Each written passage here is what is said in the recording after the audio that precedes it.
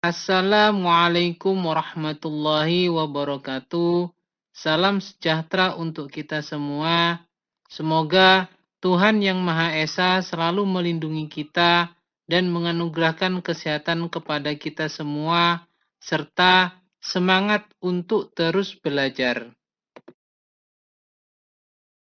Pada pertemuan kali ini, dalam mata kuliah akuntansi manajemen, pokok bahasan kita adalah berkenaan dengan transfer pricing. Dalam memahami transfer pricing atau harga transfer, ada dua definisi yang dapat kita jadikan patokan, di mana dua definisi tersebut itu di satu sisi bersifat netral, di satu sisi yang lain bersifat pejoratif atau merendahkan. Transfer pricing secara netral dapat diartikan sebagai murni merupakan strategi dan taktik bisnis tanpa motif pengurangan terhadap beban pajak. Sedangkan kalau transfer pricing secara pejoratif atau hal yang menurunkan atau merendahkan dapat dimaknai sebagai upaya untuk menghemat beban pajak dengan taktik antara lain menggeser laba ke negara yang tarif pajaknya lebih rendah. Itu pengertian yang berhubungan dengan transfer pricing bila mana dilihat dari sifat netralnya dan sifat pejoratifnya. Dari penjelasan pengertian tersebut, maka kita dapat memahami bahwa transfer pricing ini merupakan suatu kebijakan yang diatur oleh perusahaan untuk menentukan harga transfer atas suatu transaksi, baik harga atas barang, jasa, harta tak berwujud, ataupun transaksi finansial yang dilakukan oleh perusahaan. Transfer pricing ini bisa juga dimaknai sebagai besaran harga yang dibebankan suatu usaha individu pada perseroan multi satuan atas transaksi yang terjadi di antara mereka. Sehingga ketika kita memahami transfer pricing ini sebagai distribusi harga atau harga transfer yang ditetapkan oleh perusahaan antar perusahaan lainnya yang memiliki hubungan istimewa. Transfer pricing ini muncul karena adanya hubungan istimewa antar perusahaan yang satu dengan yang lainnya, di mana perusahaan yang satu menyerahkan sejumlah barang dengan harga tertentu kepada perusahaan yang lainnya, di mana kedua perusahaan tersebut memiliki hubungan istimewa. Maka transaksi yang terjadi terhadap penentuan harga tersebut dapat dimaknai sebagai transfer pricing. Hubungan istimewa itu dianggap ada bila mana wajib pajak, baik itu perseorangan atau badan hukum, memiliki penyertaan modal langsung atau tidak langsung paling rendah 25% pada wajib pajak lainnya. Artinya, seseorang atau badan hukum tersebut itu menginvestasikan, melakukan penyertaan modal pada sebuah usaha yang dimiliki oleh orang lain dengan nilai paling rendah 25% dari kepemilikan saham tersebut. Atau hubungan antara wajib pajak dengan penyertaan paling rendah 25% pada dua wajib pajak atau lebih. Dengan demikian, hubungan antara dua wajib pajak atau lebih tersebut itu disebut sebagai hubungan istimewa. Yang kedua yaitu dianggap sebagai hubungan istimewa bila mana wajib pajak menguasai wajib pajak lainnya atau dua atau lebih wajib pajak berada di bawah penguasaan yang sama, baik langsung maupun tidak langsung. Artinya seseorang atau badan hukum tertentu memiliki atau dapat menguasai sebuah usaha yang dimiliki oleh orang lain, baik itu secara langsung ataupun tidak langsung, itu dianggap adanya hubungan istimewa. Dan yang terakhir dianggap sebagai hubungan istimewa yaitu terdapat hubungan keluarga baik sedarah maupun semenda dalam garis keturunan lurus dan atau ke samping 1 derajat. Nah, 3 hal tersebut itulah yang menandakan bahwa antara usaha yang satu dengan usaha yang lainnya memiliki hubungan istimewa. Contoh hubungan istimewa karena faktor penyertaan modal yaitu di mana PT-A memiliki saham sebesar 50% di PT-B dan juga memiliki saham sebesar 25% di PT-D. Nah, PT-B ini juga memiliki saham sebesar 50% di PT-C. Maka antara perusahaan PT-B dengan PT-C dan juga PT-D ini memiliki hubungan istimewa. Apalagi dengan hubungannya dengan PT-A. 4 perusahaan ini kaitannya memiliki atau memenuhi kriteria memiliki hubungan istimewa. Sedangkan contoh yang berhubungan dengan hubungan istimewa karena adanya faktor penguasaan yaitu contohnya adalah Tuan Agus sebagai presdir pada PT XYZ juga menjabat sebagai presdir pada PT ABC dan juga PT KLM. Sehingga dengan hal tersebut bahwa Tuan Agus ini menjabat sebagai presdir pada 3 perusahaan, yaitu PT XYZ, PT ABC, dan PT KLM. Maka atas adanya faktor penguasaan di mana Tuan Agus ini memiliki kewenangan untuk mengkoordinasikan pada 3 perusahaan tersebut dapat memenuhi kriteria sebagai hubungan istimewa. Kenapa? Karena hubungan istimewa ini terjadi akibat adanya penguasaan manajemen yang dilakukan oleh Tuan Agus sebagai presdir pada PT XYZ, PT ABC, dan PT KLM. Sedangkan contoh hubungan istimewa yang diakibatkan karena faktor kekeluargaan yaitu misalnya wajib pajak atau seseorang memiliki usaha dan perusahaan yang lainnya juga dikelola oleh orang tuanya yaitu ayah dan ibunya. Serta dia juga ada perusahaan yang dikelola oleh anaknya. Selain itu, ada juga usaha yang dikelola oleh istrinya, ada juga usaha yang dikelola oleh mertuanya, dan juga ada usaha yang dikelola oleh anak tirinya. Akibat hal tersebut, maka semua perusahaan yang memiliki hubungan kekeluargaan ini dinyatakan sebagai perusahaan yang memiliki hubungan istimewa. Kenapa? Karena ada faktor hubungan keluarga, baik sedarah ataupun semenda.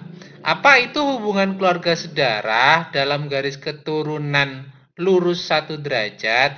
yaitu yang berkaitan atau berhubungan dengan ayah, ibu, dan anak. Sedangkan hubungan keluarga sedarah dalam garis keturunan ke samping 1 derajat, yaitu berhubungan dengan saudara. Nah, hubungan keluarga yang hubungannya dengan keluarga semenda, yaitu berhubungan dengan istri, mertua, dan juga anak tiri. Maka kesimpulan yang dapat kita ambil dari hal ini yaitu hubungan istimewa karena faktor keluarga diakibatkan oleh adanya perusahaan yang dikelola oleh masing-masing keluarga dan saling berhubungan. Nah, hubungan tersebut dinyatakan sebagai hubungan istimewa.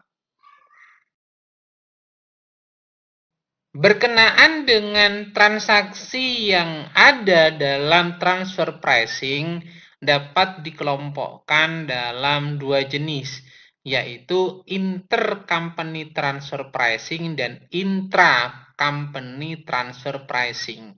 Apa itu intercompany transfer pricing? Merupakan transaksi yang terjadi antara 2 perusahaan yang memiliki hubungan istimewa.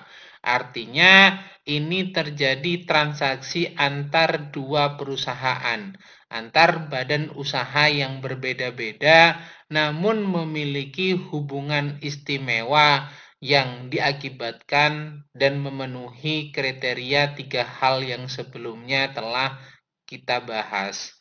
Yang kedua yaitu intra-company transfer pricing. Apa itu intra-company transfer pricing?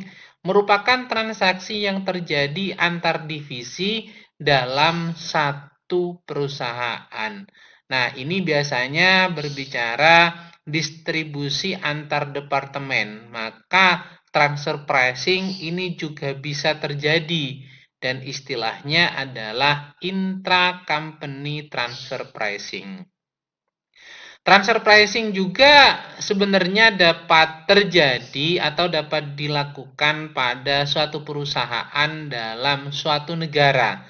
Artinya hubungan istimewa itu ada dalam satu negara. Ada beberapa perusahaan dalam satu negara yang memiliki hubungan istimewa. Itu namanya domestic transfer pricing. Sedangkan kalau hubungan istimewa itu terdiri dari beberapa perusahaan yang beda negara, maka istilahnya adalah international transfer pricing. Misal, kita memiliki perusahaan di Indonesia dan yang satunya memiliki perusahaan di Amerika atau di Saudi Arabia. Nah, hubungan istimewa yang terjadi antar 3 negara tersebut itu namanya international transfer pricing. Ada sebuah kata kunci untuk dapat memahami masalah transfer pricing. Walaupun perusahaan itu memenuhi kriteria hubungan istimewa, tapi belum tentu menjalankan yang namanya transfer pricing. Apa itu kata kunci yang bisa kita pergunakan? Yaitu Arms Like Principle, ALP, atau istilah yang biasanya dipergunakan adalah prinsip kewajaran dan kelaziman usaha.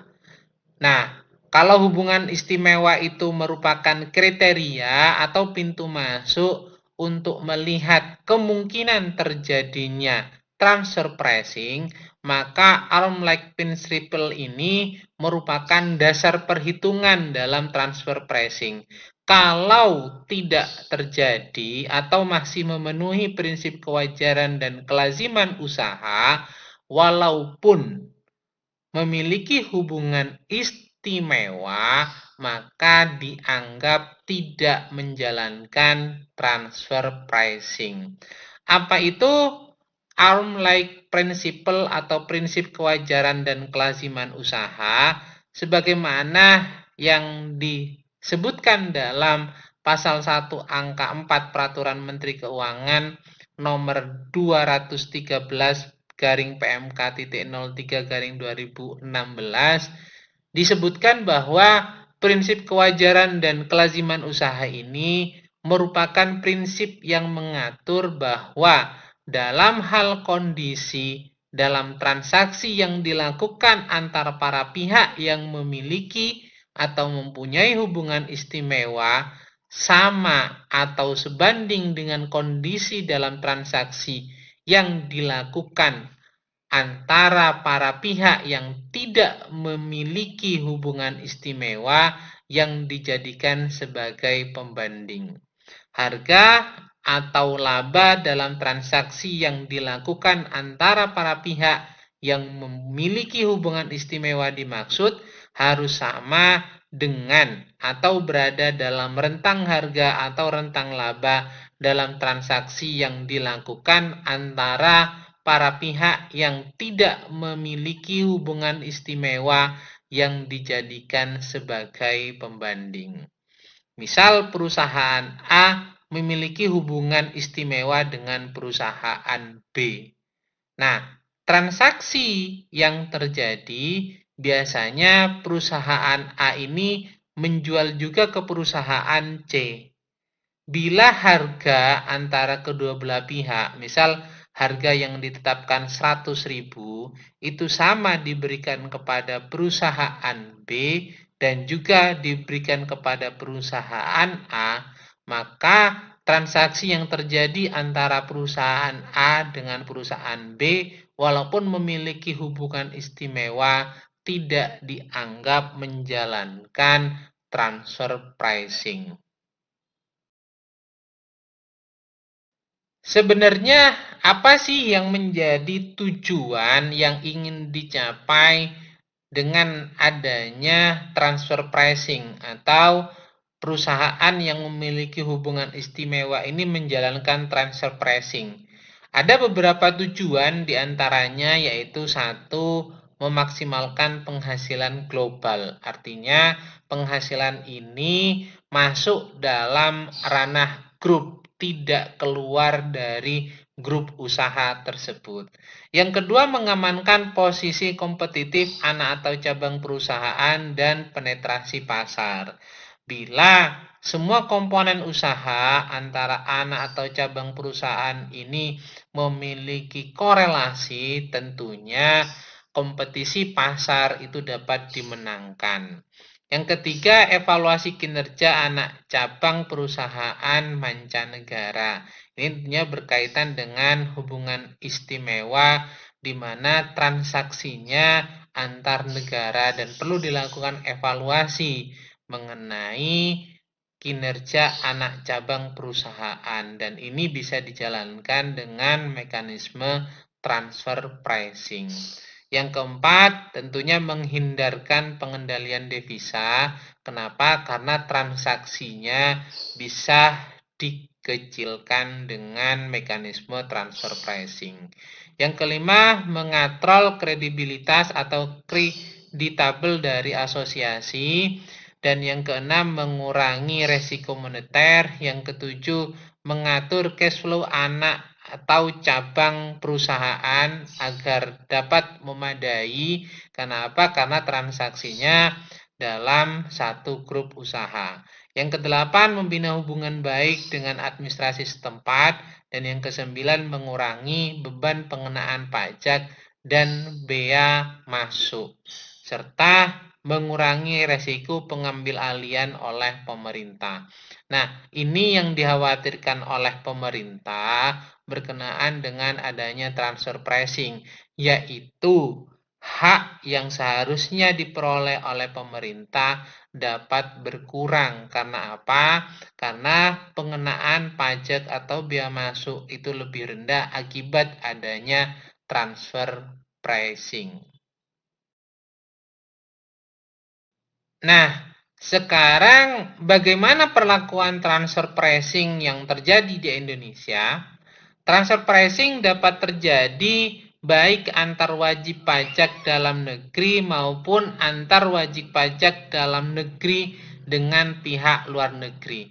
Terutama perusahaan atau negara yang menerapkan tax haven country, artinya negara yang memiliki tingkat atau tarif pajak sangat rendah dan menguntungkan bagi pengusaha. Terhadap transaksi antar wajib pajak yang memiliki hubungan istimewa, di Indonesia itu ada undang-undang perpajakan yang menganut asas material. Hubungan istimewa tersebut dapat mengakibatkan kekurang wajaran harga, biaya, atau imbalan lain yang direalisasikan dalam suatu transaksi usaha dan dikhawatirkan adanya pengurangan beban pajak atau bea masuk. Maka hal tersebut perlu diatur dalam undang-undang perpajakan di negara kita, yaitu Republik Indonesia. Biasanya perusahaan multinasional yang beroperasi di Indonesia dalam arti perusahaan-perusahaan multinasional Indonesia yang memiliki unit atau anak perusahaan atau cabang atau perwakilan di luar negeri maupun perusahaan multinasional di luar negeri yang memiliki unit di Indonesia, baik itu anak perusahaan, cabang atau perwakilan, pada umumnya akan senantiasa berusaha menjalankan prinsip atau instrumen dari transfer pricing ini. Tujuannya yaitu tentunya memaksimalkan keuntungan pada grup usaha tersebut dengan berupaya meminimalkan beban pajak terutama pada pajak penghasilan badan. Sehingga transfer pricing yang terjadi pada perusahaan yang memiliki hubungan istimewa ini perlu diatur oleh peraturan perundang-undangan di Indonesia. Apa saja yang memunculkan kekurang wajaran atas transaksi hubungan istimewa yang mungkin terjadi pada perusahaan yang ada di Indonesia, baik perusahaan tersebut itu memiliki unit di luar negeri atau perusahaan luar negeri yang memiliki unit di Indonesia, yaitu berkenaan dengan harga penjualan, di mana harga penjualan ini dalam mekanisme transfer pricing itu dapat ditekan. Kenapa? Karena terjadi pada internal grup perusahaan tersebut. Nah, yang kedua yaitu berhubungan dengan harga pembelian. Kalau misalnya perusahaan grup ini dari hulu ke hilir, tentunya bisnisnya memiliki kaitan dengan pasokan. Misalnya katakanlah perusahaan A memasok kepada perusahaan B. Nah, ini tentunya berkaitan dengan harga pembelian. Yang ketiga yaitu alokasi biaya administrasi dan umum. Ini juga bisa didistribusikan karena berhubungan dengan internal grup perusahaan. Dan yang terakhir berkenaan dengan kemungkinan kekurang wajaran dalam transaksi yaitu pembebanan bunga atas pemberian pinjaman oleh pemegang saham. Ini dapat menimbulkan adanya beban bunga yang seharusnya tidak perlu dan dapat berdampak pada keuntungan perusahaan lebih rendah. Tentunya hal tersebut akan berakibat pada pembayaran pajak kepada pemerintah lebih rendah lagi. Ada beberapa hal yang menjadi motivasi dalam transfer pricing yang terjadi di Indonesia ini. Tentunya diantaranya yaitu yang pertama adalah pengurangan objek pajak. Yang kedua penurunan pengaruh depresiasi. Yang ketiga pelonggaran pengaruh pembatasan kepemilikan luar negeri. Karena ada beberapa aturan mengenai kepemilikan yang ada di luar negeri. Dan yang keempat, menguatkan tuntutan kenaikan harga atau proteksi terhadap saingan impor. Sehingga mereka menjalankan bisnisnya dari hulu ke hilirnya. Dan yang terakhir yaitu memperkecil akibat pembatasan dan ketidakpastian atas resiko kegiatan usaha perusahaan di luar negeri. Itu beberapa hal yang menjadi motivasi di Indonesia untuk menjalankan transfer pricing. Beberapa contoh yang berkaitan dengan transfer pricing. Contoh yang pertama yaitu berkenaan dengan markup. Misalnya, sebuah perusahaan bernama Fulan Corporation berkedudukan di negara A memiliki anak perusahaan di Indonesia bernama PT XYZ yang bergerak di bidang fashion pakaian. Untuk memproduksi pakaian jadi di Indonesia, PT XYZ memperoleh bahan baku dari Fulan Corporation dengan harga wajar di pasar impor sebesar $5 per picisnya. Namun, dalam transaksi antara Fulan Corporation dan PT XYZ ini, harga bahan baku dijual sebesar $15 per picisnya. Dalam praktek ini tentunya terjadi yang namanya markup sebesar $10 per picisnya. Kenapa? Karena harga pasarannya $5 per picis, di luar dijual oleh perusahaan Fulan Corporation kepada PT XYZ ini dengan harga $15 per picis. Proses markup ini tidak akan terjadi apabila dilakukan oleh perusahaan yang tidak memiliki hubungan istimewa. Seperti yang dikatakan sebelumnya, salah satu praktek dari manipulasi transfer pricing ini adalah dengan melakukan markup berdasarkan hubungan istimewa antar beberapa perusahaan. Dengan markup tersebut, tentunya beban perusahaan akan lebih tinggi dan menyebabkan keuntungan perusahaan rendah.